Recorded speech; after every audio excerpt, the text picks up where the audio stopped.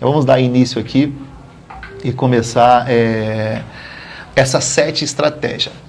Pessoal, por que eu estou trazendo essas estratégias usadas por essas grandes empresas? Porque é muito mais fácil você modelar do que inventar. Eu vejo pessoas tentando inventar algo e você perde muito tempo. Então, eu gosto de falar com o pequeno e médio empreendedor. Geralmente, o pequeno e médio empreendedor, ele não tem tempo de realmente ficar buscando muito conhecimento, de ficar perdendo tempo de contratar um consultor, um mentor, alguma coisa. Então, ele fica tentando inventar as coisas.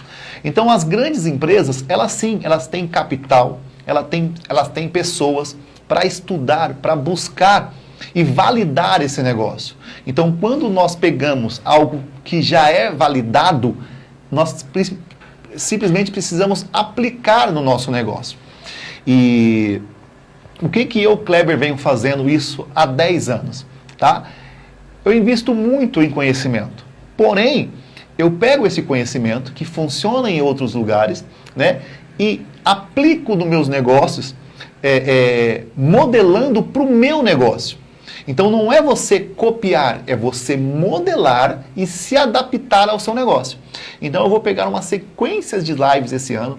Nós vamos intensificar muito aqui nas redes sociais para trazer de um jeito simples e falar a língua do pequeno e médio empreendedor. Até mesmo o vendedor, que também é um empreendedor. Ah, Kleber, mas eu só vendo, eu sou um representante comercial. Sim, você é um empreendedor. Tá? Então, a gente vai trazer e falar de um jeito simples. Qual que é a primeira estratégia usada por grandes empresas e o que o Pablo Marçal faz e faz muito bem para vender milhões de reais aí todo ano? Primeira estratégia, ele entende o comportamento de consumo do público-alvo dele, dos clientes dele. Então, se você pegar o Pablo Marçal, você vê que ele entende, ele fala a linguagem do público dele. Ele se comunica com o público dele de um jeito que gera muito conexão. Então, essas grandes empresas, não só o Pablo Marçal, como outras grandes empresas, entendem esse comportamento de consumo. Tá? Existe a jornada de compra do cliente, eu já falei isso em outras aulas, e também existe o comportamento de compra do cliente. Por exemplo, vamos trazer aqui a Kodak. Se você parar para pensar, a Kodak, ela fracassou, ela faliu, tá? Porque ela não acompanhou e se adaptou o comportamento de consumo dos clientes. Quem aqui lembra da Kodak? A Kodak era uma empresa que vendia máquinas fotográficas, porém a grande receita dela era de filmes, né? Eram filmes, não sei, depende da idade de vocês nunca vão ouvir falar sobre isso, nunca ouviu falar, mas a Kodak, uma boa parte da receita, eu acho que 70%, 80%, era dos filmes. Então, você comprava uma máquina fotográfica e para você fotografar, você precisaria comprar o filme. Então, tinha de 12, tinha acho que de 16, 36 e tal. E você tirava a foto, mandava revelar, só depois você ia ter as fotos impressas em mão. E chegou um rapaz, uma pessoa, e falou, Kodak, vem cá, o comportamento de consumo do nosso público-alvo, dos nossos consumidores, está mudando. Que tal a gente se adaptar e atualizar as nossas máquinas e fazer ela digital? Nós criamos uma máquina onde eles tiram fotos, já confere ali na hora, se eles quiserem apagar, ele apaga, quiser tirar outra, pode tirar outra, né? Não era celular ainda, era a máquina fotográfica que ia migrar para ser no digital. A Kodak olhou e falou, cara, a minha receita é gigantesca, né? Através de filmes. O porquê que eu vou parar com isso? Não, negativo. O que aconteceu com a Kodak? A Kodak simplesmente faliu, porque elas não acompanharam e não entenderam o comportamento de compra. Então, nós temos 2 casos aqui. Você vê as grandes empresas que perpetuam no mercado, elas usam 2 estratégias. A primeira é entender o comportamento de compra para entregar aquilo que o público-alvo dela precisa, né, que é diferente, e depois se atualizar para perpetuar no mercado. Então, naquele momento, a Kodak, ela entendeu o comportamento de consumo do público-alvo dela. Então, ela entregou aquilo, ó, só tinha máquina e tal. Só que ela esqueceu de se atualizar. E hoje, o mercado, ele vem se atualizando muito rápido. Então, se você perceber as grandes empresas, elas não fazem mais projetos para 2 ou 3 anos. Todos os projetos delas são anuais. Elas têm mais ou menos uma direção para onde está indo, porém, o mercado, ele muda tão rápido com a digitalização que eles mudam tão rápido com a digitalização que eles perderam que eles não podem mais fazer um planejamento a longo prazo. Se você pegar outra empresa, outro caso, era uma locadora de filmes, se eu não me engano o nome agora, é a Blockbuster. Era uma grande locadora, tinha lojas quase no mundo inteiro, né?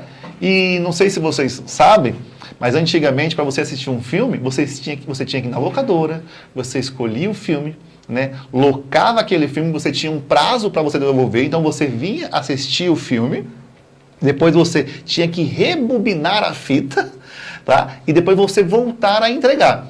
A Blockbuster, ela entregava uma experiência, cara, surreal. Você ia naquelas locadoras, e você ia nas locadoras lá, e ela tinha toda uma experiência, era um lugar chique, legal, tal. Tinha as locadoras de bairro, que aí você ia e não tinha todos os filmes, era complicado você encontrar todos os filmes.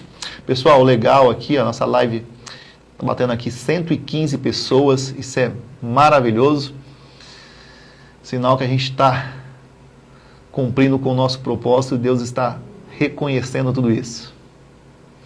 E o Brunão está falando aqui, ó, e nós pagávamos também multa, né? Nós pagávamos multa se caso a gente atrasasse para entregar. Então a Blockbuster também, ela não acompanhou o comportamento de consumo do público dela. Aí veio quem? Netflix e outros canais. Agora você imagina se a Blockbuster tivesse acompanhado, e como ela já tinha uma marca forte no mercado, quem era a Netflix? Quem era a Amazon? Certo? Então, essas grandes empresas, elas entendem o comportamento de consumo dos seus clientes. E como que eu faço isso dentro dos meus negócios aqui? Para vocês entenderem, quem está chegando agora, eu sou um apaixonado pelo empreendedorismo, eu sou bacharel em ciências contábeis, tenho um escritório de contabilidade, e dentro do meu escritório de contabilidade, eu ofereço outros serviços, né? A gente faz um cross-sell de produtos para o mesmo público, porque eu entendi o comportamento de compra do meu cliente. Então, no meu caso, os clientes, eles consomem alguns produtos meus por dor. Então, ninguém acorda de manhã e fala assim, ó, eu vou contratar um contador hoje porque eu estou com vontade. Não.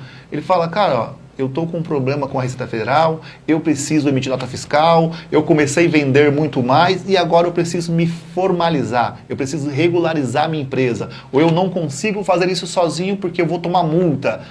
Aí ele contrata um contador. Só que quando ele chega aqui na nossa empresa, que é a Giro, eu já entendo a jornada, eu entendo o comportamento de consumo dele. Ele chega para contratar por medo, né? Porém, eu já entendi que tudo que eles fazem, né, dentro da empresa, a empresa é só uma ponte para que eles possam viver o melhor da vida. Então eu pergunto assim, tá? Você quer contratar um contador por quê? Ah, Kleber, porque eu preciso ter uma empresa organizada. Mas por que você quer ter uma empresa organizada? Porque eu preciso vender mais, fazer parcerias com outras empresas.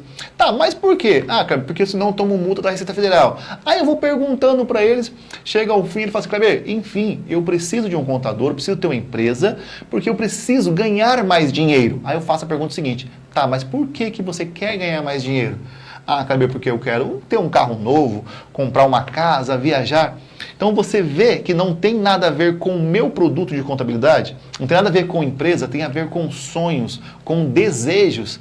Aí eu mostro para ele e falo, ó, a contabilidade, ela é apenas um pilar dentro de outros pilares que vai sustentar a sua empresa, que no fim você vai realizar os seus desejos e os seus sonhos, que é